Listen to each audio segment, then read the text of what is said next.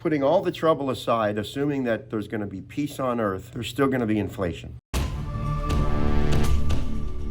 Buy your gold and silver online from SD Bullion. New customers get gold or silver at spot by visiting sdbullion.com/new. We got a holiday coming up, Thanksgiving, right around the corner. Yeah, next week. It's probably a very excellent time to thank everyone out there who watches Silver Dragon's channel. You know, we're up to 291,000 subscribers. Wow. That's just amazing. Since our goal is 300,000, we're right there. We're excited to give away some gold when we hit that goal. I want to extend a thank you to all the subscribers out there, and to those who haven't subscribed yet.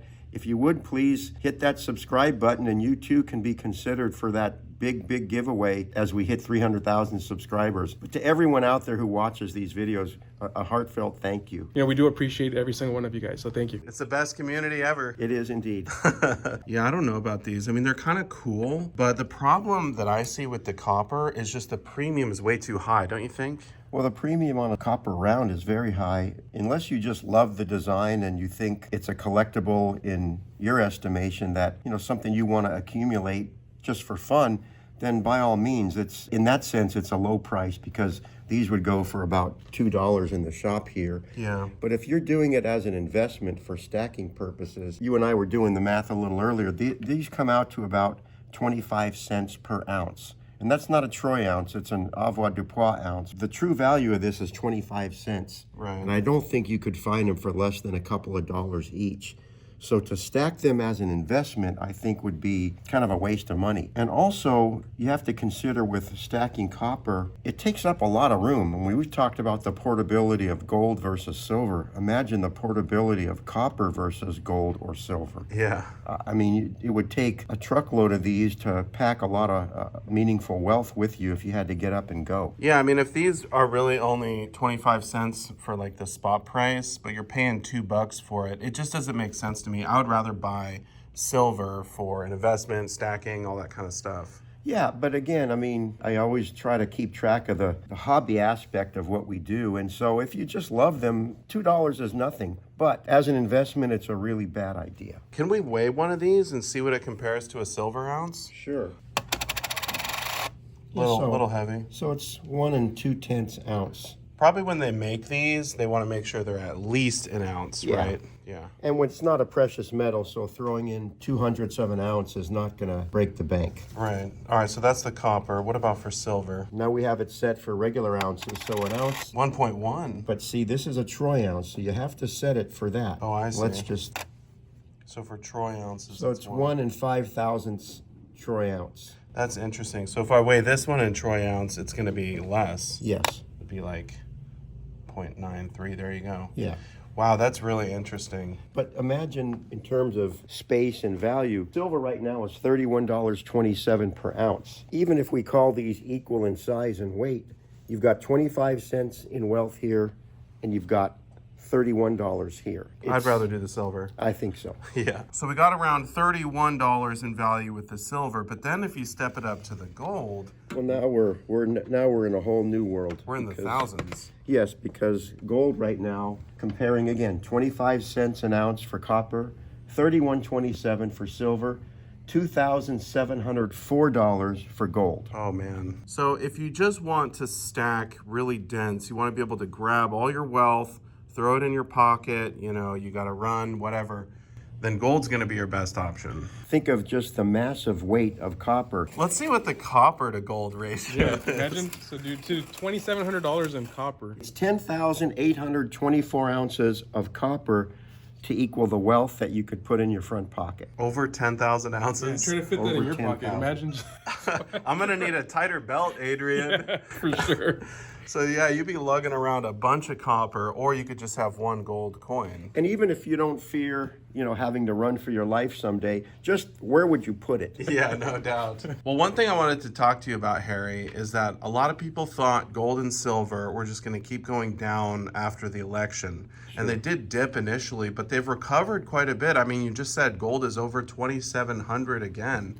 So what do you attribute that to? You know, the news cycle, as it reflects in the precious metals market, is often just a knee jerk. The election went a certain way, therefore the stock market took off. Because the market took off and the dollar was very strong, the metals went down. Lasted a couple of days. The stock market semi-corrected itself and metals are back on the rise. It's just, knee jerk. And I also think it's the trouble in the world too, with the new stuff going on with Russia and Ukraine. It's something that's going to affect the metals. So that's another thing to keep in mind. That's definitely going to have some pressure on the metals. It's kind of like if your parents are gone for the weekend and you're being bad, you better get it out of the way fast because they're coming home in a few hours and you still need time to clean up. I think Putin is taking the opportunity at the end of Biden's administration and before Trump starts in January to do whatever he can do to put himself in a better negotiating position when the war is going to probably come to an end with Trump getting in office and bringing the parties together. Puts him in a stronger negotiating position. Trouble is always going to be with us, unfortunately. But the thing that's always going to be there as well is inflation. So even if somehow there's peace on earth everywhere you look, inflation is a reality. Even when inflation is under control, as they say, it's still going up. Under control meaning it's 2% a year instead of 7%, but you're still losing 2% of the value of your dollar every year in the best of times. Putting all the trouble aside, assuming that there's going to be peace on earth, there's still going to be inflation. Yeah, I mean, inflation is one of those taxes that people don't have to pay, because if you take your savings and you just don't save in dollars, you save in silver, you save in gold, then your money is in a new system. It's outside of the dollar. So the dollar could be hyperinflated. It doesn't matter. Your wealth is going to be protected. Right, and it's interesting. If there was a way to not pay taxes, say, on our paycheck, I think we would take that opportunity. So to what you just said, there is a way to avoid losing money on your dollars by putting it into silver and gold. It might be at least a part of your portfolio plan is to have some of that in there to preserve wealth. Well, I think inflation is one of the worst taxes because they call it the hidden tax. You don't really realize you're being taxed. They just create more dollars, everything costs more, and everyone has to pay it, regardless of how rich you are, how poor you are. You're going to have to pay this tax. If you want to eat, if you want to live somewhere, if you want a warm house in the winter, you're going to pay it. Harry, one thing that a lot of people are talking about is Bitcoin. And we've talked about cryptos a few times on the channel, but I kind of see it as the crypto casino. Seems like whenever I hear about something, it's at its peak, it's at its high, because I'm not really involved in that space. And I'm probably going to lose money on crypto whenever I put money in. Right. So I have no money in crypto right now. But what do you think about that compared to, say, metals? I like things real. And cryptocurrency is just something that exists in the ether. And I know the comment section will be full of lucky people who've made a lot of money at it. But the truth is, we're stackers, we're collectors, and we want to be able to hold our wealth. Maybe I'm just, because of my age, I'm just past the time of being interested in something so ephemeral as crypto that doesn't really exist in 3 dimensions. I like my wealth to be in something tangible. Well, I want to ask this to Adrian, because you mentioned your age. We missed your birthday on the channel. I was out of town. And That's okay. So I'm still 68. Still 68. All right. Well, there it is. So everyone wish Harry a happy birthday in the comments section. Thank you, folks. But let's ask Adrian about cryptos. It's kind of what Harry was saying. It's hard to be too involved in something that's not tangible. But I mean, I did dabble in it. I was actually looking this morning, and there was a point where I owned 5 Bitcoins. Oh man. And thinking about it today, it's like, but hey, I more than doubled my money when I bought them, and I think they have their place, but I just kind of go back to what Harry said. It's like, silver and gold is something real. I guess there's arguments that Bitcoin is real too to some people, but the thing is, you'll never forget your password for your silver or your gold. Wow, that's important. Yeah. That's one thing. I know there's cold storage, there's wallets, and there's other ways to keep it safe. Just being independent with your wealth, stored somewhere in a cloud, trusting somebody, it's not really my thing, personally. Yeah, that's kind of what I think, is that with precious metals, there's no counterparty risk. Yes. There's no other party that has to hold up their end of the bargain for you to access or use your wealth. Correct. You just hold it in your hand. Yes. But with crypto, you got all the on-ramps, the off-ramps, the government's involved with regulations, you got the internet provider. I mean, there's so many things that have to be working for you to access it and use it. Yes. It's kind of scary. And here's the other thing too. It's people say it's very secure, and it could be secure in some instances, but look at these scams people do with Bitcoin. They end up getting traced. They end up getting catching the people that do these Bitcoin scams. And, I guess it could be a good thing so these things don't happen, but how secure really is it?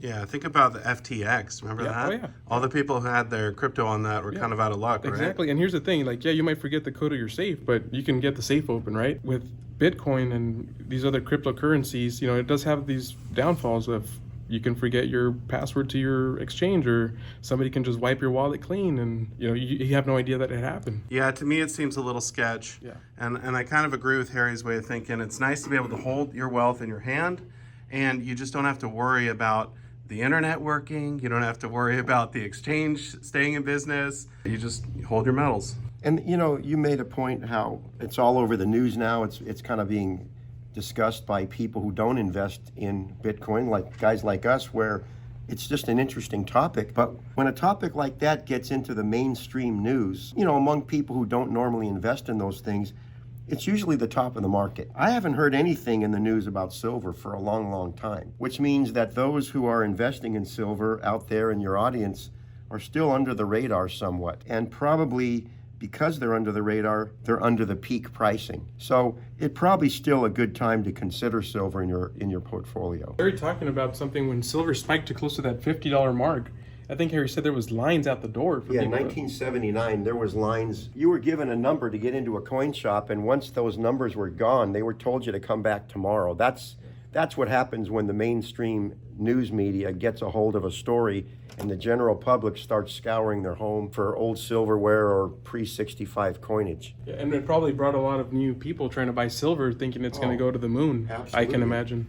And it did go to the moon for a while. Back then, $50 got you a lot more than it does today. It does. I mean, it's the equivalent is like $200 today in today's dollars. But that was an unusual example because you had the Hunt brothers trying to corner the market, and they nearly did. I think we're in a more normal market now with normal rises with inflation and world news and such. And so since it's not being discussed on a day-to-day basis among those who don't normally collect this sort of thing, I think it's still a decent time to get in under the height, under the top. All it takes is a group of people to get behind silver and gold, and you can see some pretty big movements in it. It could be, like Harry said, it's something that's not gotten the attention that it deserves, and when it does, it could be something great. I think it will be something great, Adrian. I think so. Yeah, I'm still buying more of it. Yeah, hey, I feel it. Yeah, I would rather hold on to silver. I would rather hold on to gold than dollars, just because of inflation and all the other things we've talked about. Yeah. But the bottom line is, it's actually kind of fun to buy it. No, for sure. Once you start buying, you just want to get more. Yes. Yeah, So, and it's awesome because think about this. Like, you show somebody your Bitcoin on a screen. Oh, yeah, look at my Bitcoin. It's like, oh, cool, right? You show somebody an ounce of gold. It's like, whoa, like, this is heavy. This is cool. It's just something to it that we have that fascination with gold and silver that, just us as humans, it's just something that's, you just can't explain it. it's got the wow factor. Yeah, exactly. Before I opened the coin shop, I was a very serious stacker in my own right. And I remember once my wife came into my home office and said, "Those coins are all over your desk." They were Morgan dollars, just hundreds of them all over my desk. She says, "We have a good safe. Why don't you put them away?" I said, "Because it's just so cool to look at them and play with them." So I don't know if you can get that kind of thrill with Bitcoin, but I sure did with just worn silver dollars all over my desk. Hundreds and hundreds of them spread out. Well, that was a fun video, Harry. I heard that you guys might be on the news next week. Well, it's not exactly the news. There's a morning show on our channel too, locally here, that Adrian and I and the Coin Shop will be featured on a segment of that show on Monday morning. We're going to get a copy of that video, and with your permission, we'd like to post it on your channel. Oh, we will definitely show it in the video next week. So stay tuned for that, everyone. Okay. That'll be fun, huh? Oh, I think so. It was fun filming it. All right, cool. Well, I'll see you then, huh? All right, Silver Dragons. All right, take it easy. Thank you.